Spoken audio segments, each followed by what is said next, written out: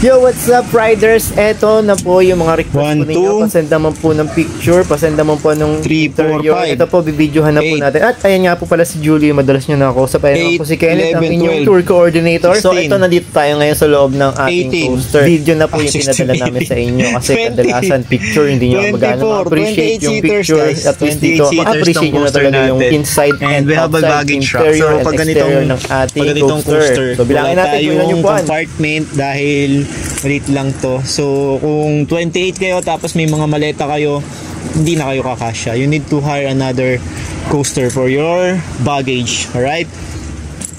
So ano pa hinihintay nyo mga idol? Rent nyo na tong coaster natin. All goods na all goods. Toyota to. So ito yung medyo bago. At yung kabila naman yung isang coaster na mga old model na Toyota. So syempre first come first serve tayo mga idol. All goods.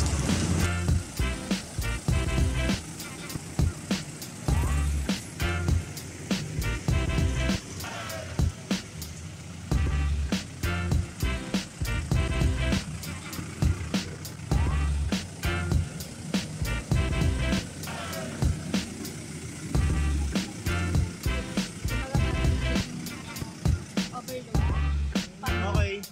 Ilang seaters to?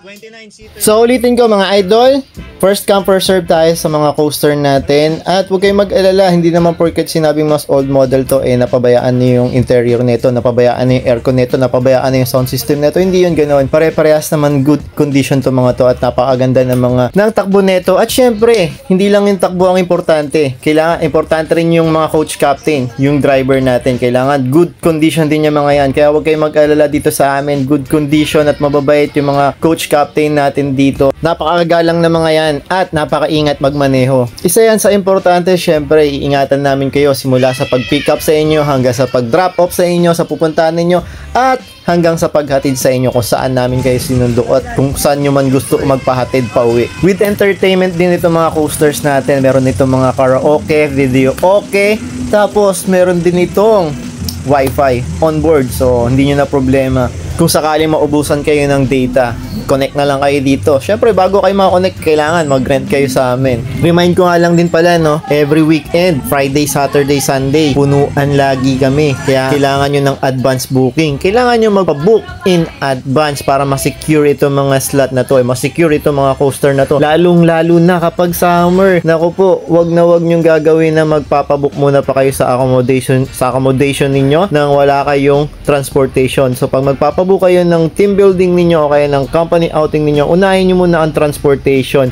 bago ang inyong accommodation. Sa accommodation, madali na makahanap nyan, pero yung transportation, lalo na pag mga coaster, mabilis magkaubusan yan. Pag naubusan kayo, ang second option natin ay magbavan na lang kayo. So yung grupo ninyo, hatiin natin yan. Meron din kami mga van, pwede kayong mag-rent sa amin nun. O kaya naman, pag naubusan kayo ng coaster, pwede naman kayong mag-bus. Ang problema, yung mga buses kapag weekend, pag summer, ubusan din yung mga yan. Kaya kailangan ninyo, ano ulit?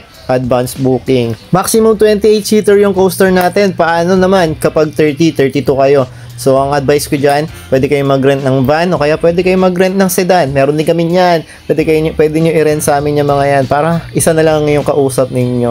Isa na lang mag-aayos ng transportation ninyo. Wala nang hassle. Hindi na gaano kayo problema. Meron din pala kaming previous na volleyball sa mga magre-rent sa amin for summer para hindi nyo na problema yung bola pang beach volleyball ninyo. So, ano pa hinihintay ninyo? Pabook na kayo sa Do Ride Travel and Tours. So, that's it guys. I'm Bounce Out.